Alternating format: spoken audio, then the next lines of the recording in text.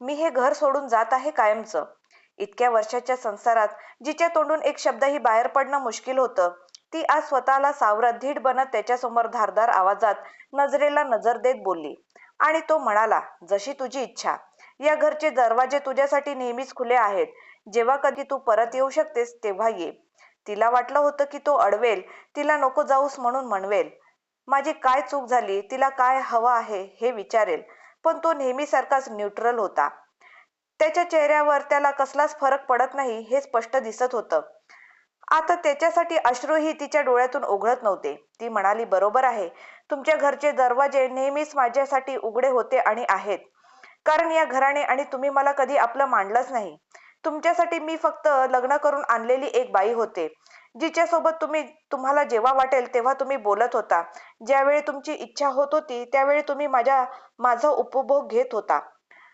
माझ्या इच्छा, अपेक्षा, आशा यांचा कधीही विचार तुम्ही किंवा या घरानं केलाच नाही. आणि तो जोरात म्हणाला, मानसी, असं म्हणून तिच्यावर ओरडला. तशी तिथेच ती थोडी घाबरून 2 पावले मागे सरकली. आज पहिल्यांदा तो असा मोठ्या आवाजात बोलताना तिने ऐकलं होतं. तिला तर धड बोलत नव्हता, मग हक्काने रागवणं तर दूरच. आणि ती म्हणाली, आता माझ्यावर ओरडून काहीही फायदा नाही. लग्न झाल्यानंतर जशी बाकीच्या मुलींच्या अपेक्षा असतात तशा माझ्याही होत्या. पण तुमच्यासोबत लग्न करून त्या सगळ्या स्वप्नांचा चुराडा झाला. तीही न डगमगता आज तिचं मन मोकळं करत होती. त्याला बोलत होती. मग तो म्हणाला, तुला पाहिजे ती वस्तू या घरात मिळत होती. मग ती खंत व्यक्त करत म्हणाली, हो, पाहिजे ती वस्तू मिळत होती खरी. आपल्या लग्नाला 3 वर्षे झाली. या 3 वर्षात मी काय मागितले तुमच्या सोबतीशिवाय? आणि तो म्हणाला, मागायला तुला कधी काही कमी पडलं नाही. तुझ्याकडे पैसे, कार्ड, गाडी, ड्रायव्हर सगळं आहे. तुला जे पाहिजे ते तू करू शकतेस. आणि ती म्हणाली, पाहिजे ते खरेदी करू शकते? नवऱ्याचं प्रेम सोबत कुठून कुठून खरेदी करू सांगा ना. तो गप्प बसला. ती म्हणाली, मात्र मलाही मन आहे. हे तुम्ही साफ साफ विसरून गेलात. मी कधीही तुमच्याजवळ कोणत्या गोष्टीची मागणी केली नाही. तुम्ही सगळं दिलं. हो, माझ्याजवळ तुमचे पैसे, क्रेडिट कार्ड, डेबिट कार्ड सर्व काही आहे. फक्त तुम्ही सोडून. तुम्हाला कधी आठवतं की एक नवरा म्हणून तुम्ही कधी माझ्याजवळ आलात? माझी विचारपूस केलीत? आजारपणात माझी मदत केलीत? अहो, तुम्हाला तर माहितीही नसेल की मी कधी आजारी पडले आणि कधी बरी झाली. तुम्ही तुमच्या कामात इतके व्यस्त होऊन गेलात की आपल्या माघारी आपल्याला एक बायको आणि 6-7 महिन्याचा मुलगा आहे हेही तुम्ही सोयीस्कररित्या विसरून गेलात. तोही रागात म्हणाला, मी जे काही करतो ते फक्त तुमच्या दोघांसाठीच. त्याच्यासाठीच मी घराबाहेर येतो, अय्याशी करायला नाही. ती म्हणाली, पण या मालमत्तेचा काय उपयोग? ज्याच्याकडे कमी पैसा असतो तोही आपल्यापेक्षा जास्त सुखी असेल. सुख आपल्या मांडण्यावर असतं. तुम्हाला कामातून वेळ मिळत नाही. तुम्ही हे सगळे आमच्यासाठी करताय. एक ना एक दिवस वेळ मिळेल, श्रीला त्याचा बाबा मिळेल, अशी मनाची समजूत घालून मी आता दमली आहे.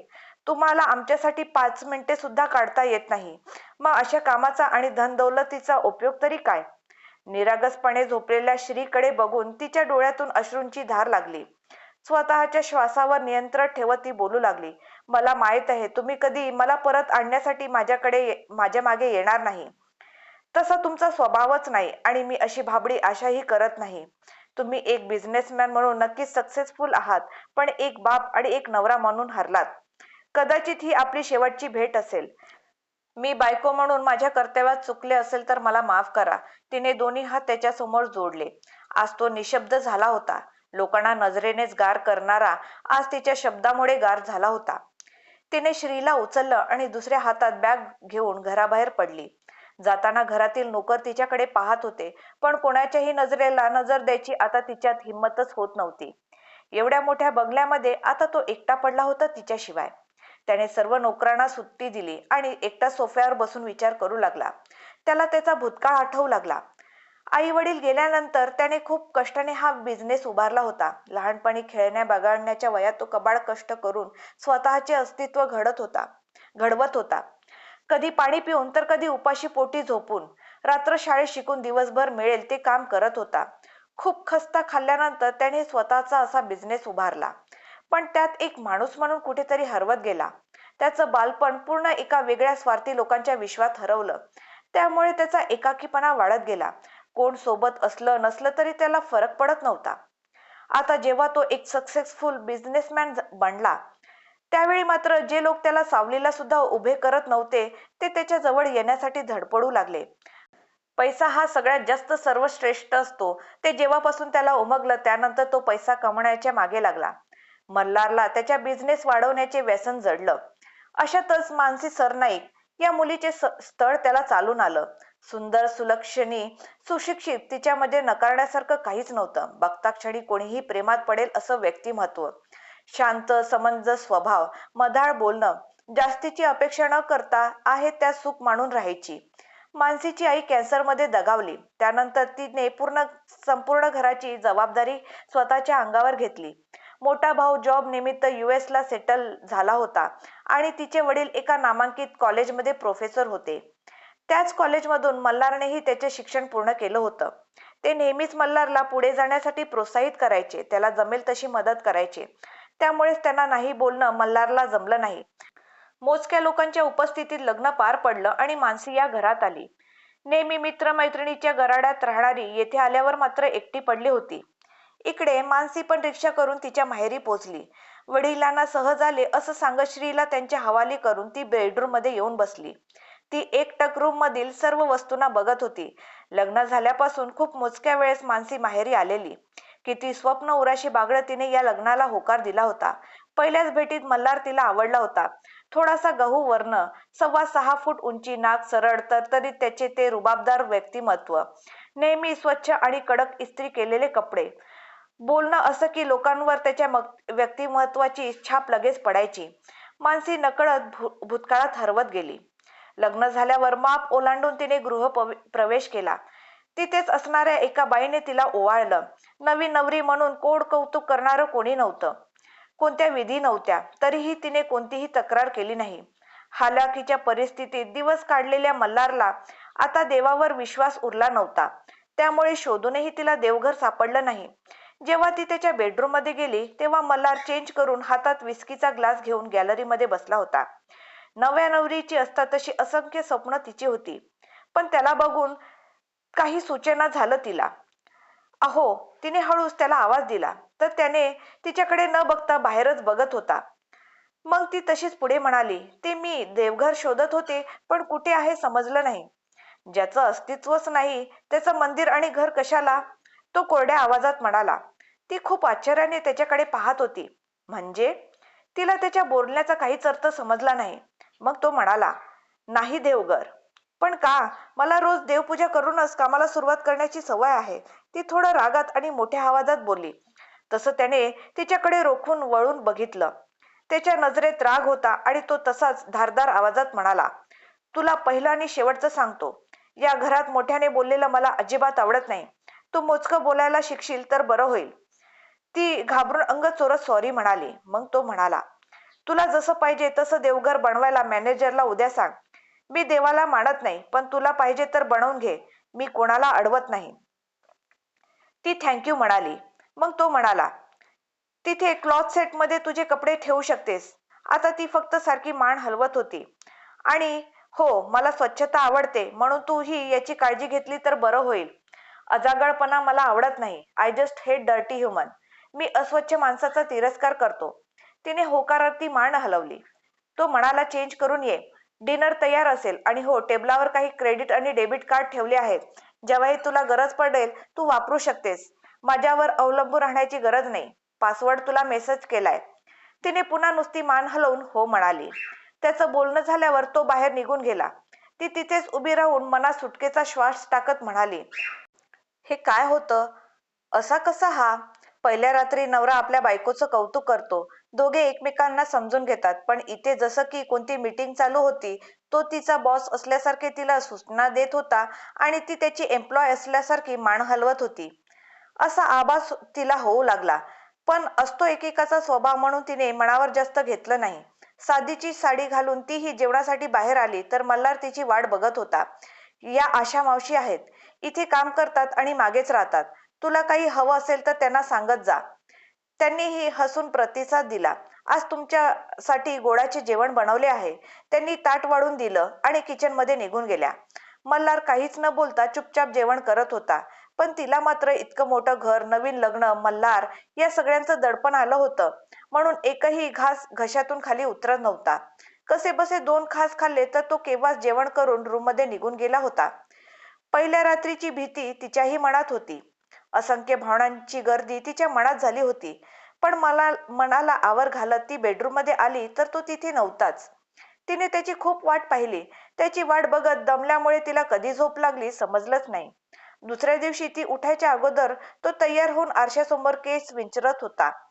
ती त्याला म्हणाली, "सॉरी, मला जाग नाही आली." "इट्स ओके, मला मीटिंग आहे, मी जातोय."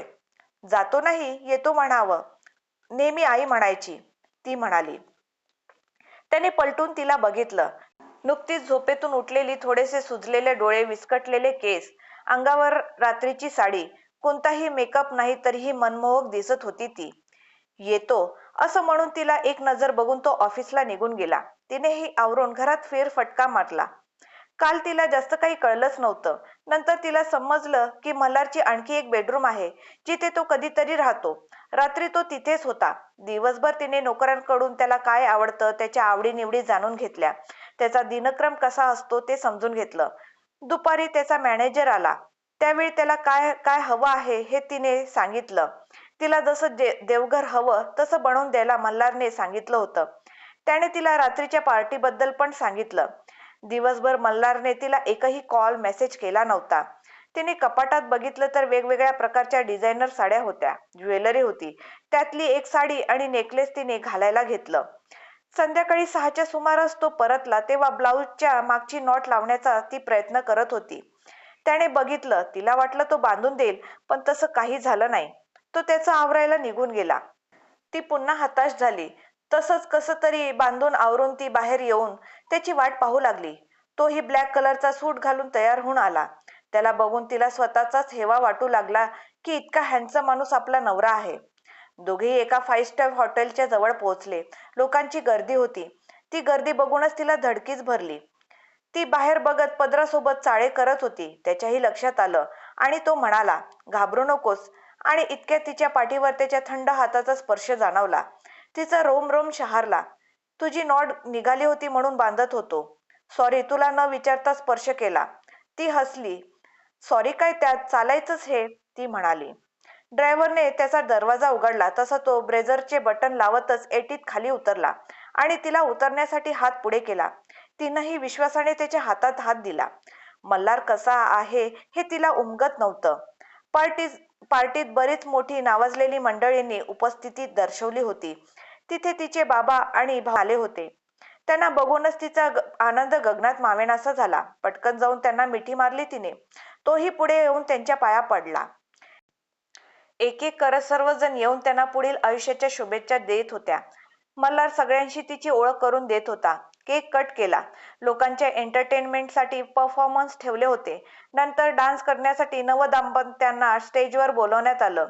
ती घाबरून म्हणाली, "अहो, मला नाही येत डान्स." ती बारीक चेहरा करून बोलली तसं हलकेच त्याला हसू आलं. पण चेहऱ्यावर तसं न दाखवता गंभीर मुद्रेने त्यानं तिच्याकडे बघितलं आणि म्हणाला, "ओके, जस्ट फॉलो मी." ती बिचकतच त्याच्याशी स्टेप मॅच करत होती. 1-2 वेळा त्याच्या पायावर पाय सुद्धा दिला तिने आणि सॉरी म्हणाली. मल्हारही थोडं हसून म्हणाला, "सॉरी काय त्यात, चालायचंच हे." सगळ्यांची जेवणं झाली. हळूहळू सर्वजण जाऊ लागले. तसे ते दोघेही घरी आले. तिने रूममध्ये आल्यावर चेंज करून सिंपल साडी घालून घेतली. तो अजूनही स्टडी रूममध्ये होता. मग जेव्हा तो बेडरूममध्ये आला त्यावेळी ती गॅलरीतून बाहेर आकाशाकडे, चांदण्याकडे बघत होती. पार्टीत त्यानेही ड्रिंक केली होती. बाहेर चंद्राला बघत उभी असलेली ती त्याला एका समुद्राच्या लाटेप्रमाणे वाटू लागली. तिचा तो गोरा रंग, कमनीय बांधा, नाजूक कंबर. हळूहळू तो तिच्या जवळ आला. तिच्या खांद्यावर हात ठेवला. त्याच्या स्पर्शाने तिची तंद्री भंग पावली. ती लाजून हळूवार त्याला बघत होती आणि तो तिच्या सोज्वळ रूप बघण्यात गुंग होऊन गेला. कधीच कोणत्या मुलीला आपल्या जवळही भटकू न देणाऱ्या मल्हारला मानसी मात्र नेहमी आपलीशी वाटायची. तिच्या जवळ जात त्यानं वाकून तिच्या नाजूक गुलाबी ओठांचा ताबा घेतला. मानसीला हे अनपेक्षित होतं. आज पहिल्यांदा कोणीतरी तिच्या इतकं जवळ आले. त्याचा तो राकट स्पर्श, स्पर्शातली ओढ तिला हवीहवीशी वाटू लागली. दोघांच्याही हृदयांची स्पंदने जोरजोरात वाढू लागली. तिला दोन्ही हातात उचलून त्याने बेडवर आणलं आणि लाईट ऑफ करून तिच्यावर प्रेमाचा वर्षाव करू लागला. तो कोणत्याही प्रकारची घाई गडबड न करता तिच्या कलेने घेत घेत तिला फुलवत होता. दोघेही घामाने डबडबले. एक रूप होऊन एक जीव झाले. दुसऱ्या दिवशी दोघेही उशिरापर्यंत झोपले होते. मोबाईलच्या आवाजाने मल्हारला जाग आली. त्यानं पाहिलं तर मानसी त्याला बिलगून झोपली होती. त्यांनी तिच्या चेहऱ्यावरून प्रेमाने हात फिरवला. हळूच तिचं डोकं खाली ठेवून आवरायला गेला. 10-15 मिनिटांनी तिलाही जाग आली. बघितलं तर शेजारी मल्हार नव्हता. कालची रात्र आठवून तिला आणखीनच लाजायला झालं. तिने पटपट साडी व्यवस्थित केली. जेव्हा तो आवरून बाहेर आला त्यावेळी त्याला बघूनच तिचे गाल आणखीनच आरक्त झाले. कसेबसे कपडे घेत तिने बाथरूममध्ये पळ काढला. त्या रात्रीनंतर थोडं का होईना कामापुरता मल्हार तिच्याशी बोलायचा. संपूर्ण घराचा ताबा आता तिने घेतला होता. त्याच्या सगळ्या आवडीनिवडी ओळखून सकाळच्या चहापासून रात्रीच्या जेवणापर्यंत सगळं तीच बघायची. त्याच्यासाठी ड्रेस चॉईस करून ठेवायची. कशासाठी म्हणून त्याला कोणाला आवाज द्यावा लागायचा नाही. व्यक्त होणे अजूनही त्याला जमत नव्हतं. पण तिच्या कोणत्याच गोष्टीला तो नाही म्हणत नव्हता. तिचं असं वागणं त्यालाही आवडत होतं. मानसी, काय हो, मी 8 दिवसासाठी बाहेर चाललो आहे. तुला घरी बाबांकडे जायचं असेल तर जाऊ शकतेस. बरं, तुम्ही परत कधी येणार? तिने साचरत त्याला विचारलं. Next week. ठीक आहे, मी बॅग भरून ठेवते. नेक्स्ट वीकला तो बिझनेस टूर साठी निघून गेला. तीही काही दिवसांसाठी बाबाकडे गेली.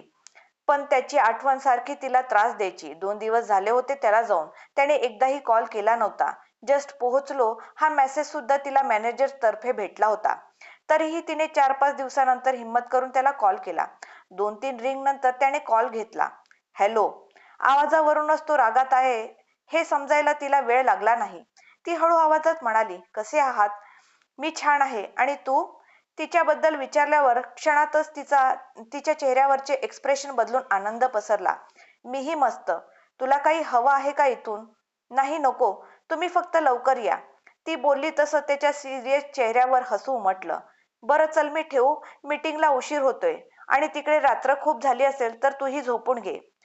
आपली घरी कोणीतरी काळजी करणारं, वाट बघणारं आहे ही भावना त्याला सुकावून गेली. तो येणार त्याच्या 1 दिवसाआधीच हुरळून हट्ट करून ती सासरी परतली. दुसऱ्या दिवशी सकाळपासून दरवाजाकडे टक लावून बसली होती. तिनं काहीच खाल्लं नव्हतं. नोकर म्हणाले, मॅडम येतील सर, तुम्ही काहीतरी खाऊन घ्या. पण तिला त्याचीच वाट बघायची होती. आतापर्यंत त्याची फ्लाईट लँड झाली असेल ना, असं म्हणून तिने मॅनेजरला कॉल लावला. तेव्हा तिला समजलं की काम जास्त असल्याने त्याचा प्लॅन पोस्टपोन झाला आहे. पण हे आपल्याला कॉल करून कळवावे असे नाही वाटलं त्याला. तिला जास्तच उन्मळून आलं. तशीच रडत रडत स्वतःला बेडरूम मध्ये तिने कोंडून घेतलं. आशा मावशी तिला समजवण्याचा प्रयत्न करत होत्या, पण त्यांनाही जायला सांगितलं तिने. रात्री जेवणही केलं नाही. 2 दिवसांनी तो परतला तर ती किचन मध्ये काहीतरी बनवत होती. त्यालाही तिला बघावंसं वाटत होतं खूप खूप. म्हणून डायरेक्ट किचन मध्ये आला. त्याला पाहून आशा मावशी बाहेर निघून गेल्या. मानसी, त्यानं तिला आवाज दिला. त्याचा आवाज ऐकून तिचे हात जागीच थांबले. त्याला बघण्याची तीव्र इच्छा असूनही तिने पलटून बघितलं नाही. पुन्हा मानसी म्हणत त्याने तिच्या खांद्यावर हात ठेवला आणि टचकन तिच्या डोळ्यातून एक अश्रू ओघळला. मन भरून आलं होतं. त्याने तिला स्वतःकडे वळून घेतलं. बघितलं तर डोळे तंतोतंत भरले होते. कधीही रडू येईल अशी अवस्था तिची झाली होती. तिला काय झालं त्याला काहीच कळेना. तो म्हणाला, कोणी काही बोललं का तुला? तू बरी आहेस ना? डॉक्टरकडे जायचं का? तिने नकारार्थी मान हलवली. मग काय झालं? त्याचा जीव कासावीस होऊ लागला. काही नाही, कचरा गेला असेल. त्याच्या हातात पाण्याचा ग्लास देत ती तिथून बाहेर पडली आणि तो ती गेलेल्या दिशेला बघत तिथेच उभा राहिला. रात्रीही ती त्याच्याशी अवाक्षर बोलली नाही. जेवण करतानाही गप्प गप्प होती. कोणाची समजूत त्याने कधी काढलीच नव्हती म्हणून तिलाही काही बोलला नाही तो. रात्री बेडरूम मध्ये सुद्धा ती बेडच्या एका कोपऱ्यात सरकून झोपली. त्यानेही तिला जवळ घेण्याचा प्रयत्न केला नाही. 2-3 दिवस असेच गेले. आपलं काही चुकलं आहे किंवा असेल याचा सदा हे नव्हता त्याला. तिला जवळ घ्यावं, इतक्या दिवसाच्या विरहाची कसर भरून काढावी असं काही नाही. शेवटी तिने स्वतःची समजूत घातली आणि पुन्हा त्याच्या मिठीत गेली. आणि मग तोही तिच्यावर प्रेमाचा वर्षाव करू लागला. त्याचं वागणं हे असंच होतं. इकडे मल्हार स्वतःचाच विचार करत होता. मला बोलायला हवं होतं का त्यावेळेस ती घर सोडून जात होती तेव्हा? मी तिला अडवायला हवं होतं का? मल्हार स्वतःच्याच मनाला प्रश्न विचारत होता. त्याच्या लक्षात आलं की आपण खूप वेळ झाला एकटाच अंधार करून बसलेला आहे. सर्वजण निघून गेल्यामुळे घरात त्याच्याशिवाय कोणीच नव्हतं. संपूर्ण घर भकास जाणवू लागलं. उठून त्याने लाईट लावले आणि दुसऱ्या बेडरूम मध्ये जाऊन ड्रिंक करू लागला. तिला ड्रिंक केलेलं आवडत नव्हतं, म्हणून जेव्हा तो ड्रिंक करायचा दुसऱ्या बेडरूम मध्ये झोपायचा. मल्हार, तुम्ही कधीच माझं मन जाणून घेण्याचा प्रयत्न केला नाही, असं मनातच म्हणून डोळे पुसून फ्रेश होऊन ती बाहेर आली. बाबांनी विचारलं, मल्हार कसा आहे? ती म्हणाली, ठीक आहे. मग तू कशी आलीस अचानकपणे? ती म्हणाली, मला तुमची आठवण येत होती म्हणून. वडिलांशी खोटं बोलताना तिला वाईट वाटत होतं, पण खरं काय ते समजल्यावर ते दुखावले गेले असते. पहिला घास तोंडात घालताच तिला मल्हारची आठवण आली. ते जेवले असतील का? रागात असले की जेवण करत नाही. इकडे मध्यरात्र उलटली तरी मल्हार बार काउंटरवर बसून पेगवर पेग रिचवत होता. इतकी वर्ष तिच्या हातच्या नाश्त्याची, चहाची, जेवणाची सवय त्याला झाली होती. आता दुसऱ्याच्या हातचे जेवण त्याला बेचव वाटत होते. कपडेही कोणते घालावे ते समजेना. घरात क्षणभरही थांबवेना. तिच्या पैंजणाच्या आवाजाचा भास होऊन ती आली की काय असंच वाटत होतं त्याला. शेवटी निर्धार करून तो उठला आणि कार घेऊन निघाला. आज 3 दिवस झाले होते तिला माहेरी जाऊन. ती मनातच म्हणाली, मल्हारने एकदाही तिला कॉल मेसेज केला नाही. असं पाषाण हृदयी राहायचं होतं तर लग्न करायचंच कशाला? मला अजूनही तो क्षण आठवत आहे, जेव्हा मला तुमची सर्वात जास्त गरज होती आणि तुम्ही माझ्याजवळ नव्हतात आणि ती भूतकाळात हरवून गेली. असेच दिवसामागून दिवस जात होते. मल्हारचा स्वभाव जशाच तसा होता. आता मानसीलाही त्याची सवय होऊन गेली, म्हणून हक्कानं नवऱ्यावर रुसणं, रागवणं हे सगळं तिने बंद केलं. त्याला जेव्हा वाटेल तेव्हा तो तिच्या जवळ यायचा, तिला मन भरून प्रेम करायचा, पण ते फक्त रात्रीपुरतंच मर्यादित. लग्नाला 1 वर्ष पूर्ण होऊन गेलं. आपल्या तिसरी व्यक्ती आल्यावर तरी मल्हार बदलेल असं तिला वाटू लागलं. या काळातील पाहिजे ती प्रत्येक गोष्ट घरात तो हजर करत होता. कशाचीच कमतरता भासू देत नव्हता. देवाच्या कृपेने तिला दिवस गेले आणि तिचा आनंद गगनात मावेनासा झाला. जेव्हा मल्हारला समजलं तो तर भयंकर खुश झाला. संपूर्ण ऑफिसला मिठाई वाटण्यात आली. जमेल तशी तिची काळजी घेत होता. त्याचं असं काळजी करणं तिला आतून सुखावत होतं. तिला आई नसल्यामुळे डिलेव्हरी पण इकडेच करण्यात आली. छोट्या श्रीला हातात घेतल्यावर जगातील सर्व सुख पदरी आल्यासारखं त्याला वाटू लागलं. मानसीचा संपूर्ण वेळ श्रीमध्ये जात होता. बिझनेस वाढत होता. मल्हार पुन्हा कामात व्यस्त होऊ लागला. बिझनेस तर वाढत होता, पण त्यासोबत दुश्मनही वाढत होते. श्री आल्यानंतर त्याला सर्व काही मिळायला हवे, म्हणून दिवस रात्र मिळून तो मेहनत करत होता. 6 महिन्यानंतर 2-3 दिवस मल्हार कामात पूर्णपणे गुंतून गेला. घरी पोचायचा तेव्हा दोघेही झोपलेले असायचे. इकडे एकाएकी श्री आजारी पडला. मानसीला काही सुचत नव्हतं. तिने मल्हारला कॉल केला, पण तो उचलत नव्हता. मॅनेजरने तिला तो मीटिंगमध्ये आहे असा मेसेज ड्रॉप केला. रात्र होऊन गेली तरीही मल्हारचा कॉल मेसेज काहीच नव्हता. तिचा जीव तीळ तीळ तुटत होता श्रीला सलाईन लावताना बघून. रात्री उशिरा मल्हार घरी आला. बघितलं तर लाईट पण लावलेल्या नव्हत्या. वॉचमॅनने सांगितलं की श्री आजारी आहे आणि त्याला ऍडमिट केले आहे. हे समजताच त्याचे हातपाय गळून गेले. हातातील बॅग खाली पडली. तसाच धावत पडत हॉस्पिटलमध्ये आला तर शांत मलून होऊन झोपलेला श्री त्याच्या नजरेत पडला. त्यानं तिच्या डोक्यावर हात ठेवला, पण स्पर्श ओळखीचा असूनही तिने डोळे उघडले नाही. त्याने श्रीच्या चेहऱ्यावरून डोक्यावरून हात फिरवला. तसे त्याने डोळे उघडले आणि आपल्या बोबड्या आवाजात मल्हारशी बोलू लागला. त्याच्या आवाजाने मानसीने डोळे उघडले. श्रीला बघून तिच्या जीवात जीव आला. तो तिच्याशी बोलण्याचा प्रयत्न करत होता, पण त्यावेळी ती त्याला माफ करणार नव्हती. कसं माफ करू मी तुम्हाला? जेव्हा जेव्हा मला तुमची सर्वात जास्त गरज असते तेव्हा तुम्ही कामात व्यस्त असतात. गोष्ट माझी होती तेव्हा मी गप्प राहिले, पण श्रीच्या बाबतीत मी हे सहन करणार नाही, कधीच नाही. नकळत तिचे डोळे पाणावले. आता संध्याकाळ झाली होती आणि तो तडक मानसीच्या बाबाच्या घरी आला. अरे मल्हार, ये ये. बाबांच्या तोंडून मल्हारचं नाव ऐकताच तिच्या हातातून वस्तू गळून पडली. जर ह्याने सगळं काही बाबांना सांगितलं आणि काही कमी जास्त झालं तर? हा विचार करून तिच्या काळजात धस्स झालं. त्याने वाकून त्यांचा आशीर्वाद घेतला. मानसी, मल्हारला चहा पाणी घेऊन ये, बाबा म्हणाले. मल्हार तिला बघण्यासाठी तरसला होता, म्हणून किचनकडे नजर लावून होता. अरे येईल रे ती, रिलॅक्स बस. बाबा त्याची बैचेनी बघून स्वतः हसत हसत त्याला बोलले. त्यांनी बाबाला विचारले, श्री झोपला आहे का? मेडिसिनमुळे त्याला जास्त वेळ झोप येते का? बाबा म्हणाले, अरे मला काय विचारतोयस? तुझी बायको देते ना तुला दर तासाला अपडेट. मानसी मला सांगत असते की तू किती काळजी घेतोस त्यांची. सारखं तासा 2 तासांनी कॉल करत असतोस. हॉस्पिटल हे डोक्यावर उचललं होतंस म्हणे. इतकं हळव्या मनाचं असणं बरोबर नाही मल्हार. बरा होईल तो लवकर. बाबा तिची पाठ थोपटत बोलले. तसं अपराधी असल्यासारखं त्याला वाटू लागलं, कारण तास 2 तासांनी काय त्याने तिला स्वतःहून आजवर कधीच कॉल केला नव्हता. मानसी चहा घेऊन आली. रोज ताजा टवटवीत असलेला चेहरा आता कोमेजून गेलेला होता. बसा, नवरा बायको गप्पा मारा, असं म्हणून बाबा गेले. ती आत गेली. श्री पाळण्यात निवांत झोपला होता. मल्हार तिच्या मागे मागे आला. श्रीच्या डोक्यावर हात फिरवून त्याला डोळे भरून बघितलं आणि म्हणाला, Mansi, I am sorry, look at me. इकडे बघ माझ्याकडे प्लीज. बोला, ऐकते मी. ती जरासं तुटकपणे त्याला बोलली. तो म्हणाला, मला माहीत आहे तुला रागवून असं रुसून बसणं जमत नाही. मग ती म्हणाली, हो, कारण मला चांगलंच माहीत आहे माझी समजूत काढायला कधी कोणी येणारच नाही. मग रुसून काय करू, आता सवय झाली आहे. स्वतःच चिडायचं आणि स्वतःच आपोआप राग झटकायचा. तो म्हणाला, असं नाही मानसी. मी 10 वर्षाचा होतो तेव्हा माझे आई बाबा गेले. नातेवाईकांनी पाठ फिरवली. शिळं अन्न खाऊन माझे दिवस काढत होतो. कधी जेवायला भेटायचं तर कधी नाही. रात्र शाळेत शिकून मी माझं शिक्षण पूर्ण केलं. जेव्हा माझ्या वयाची मुलं आई वडिलांकडे हट्ट करताना बघायचो तेव्हा खूप हेवा वाटायचा. खूप कोसत राहायचो स्वतःच्या नशिबाला. पैसा हाच श्रेष्ठ आहे अशी भावना माझ्या मनात बिंबावली. तुझी सवय लागून गेली आहे मला. जशी एखादी नशा असते ना तशी.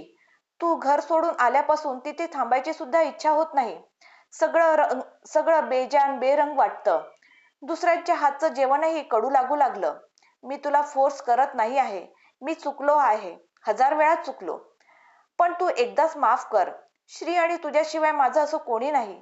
तुमच्या दोघांशिवाय मी जगू नाही शकणार.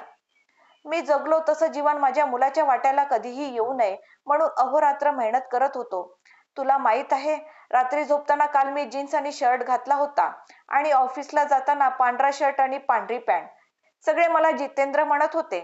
हे ऐकून तिलाही रडता रडता हसू आलं. मग तो म्हणाला, 3 वर्ष झाली तुझ्यामुळे माझ्या सर्व सवयी बिघडल्या आहेत. मी प्रॉमिस करतो की ज्या चुक्या माझ्या हातून झाल्या आहेत त्या इथून पुढे कधीही होणार नाही. माझ्यासाठी सर्वात जास्त महत्वाचं तू आणि आपलं बाळ असेल फक्त. आणि तुला रुसायचा आणि मला तुला म्हणवायचा माझा हा अधिकार माझ्याकडून हिरावून घेऊ नकोस. मी खूप प्रेम करतो तुझ्यावर. तुला अंदाजही नसेल तितकं. मला व्यक्त होणे जमत नाही इतकंच. परंतु इथून पुढे तोडकं मोडकं का असेना मी बोलत जाईल. सगळ्यात बेस्ट बाबा आणि बेस्ट नवरा होऊन दाखवेल. ह्या मल्हारला कोणीही नाही ग तुझ्याशिवाय. मानसी, प्लीज माझ्याकडे परत ये.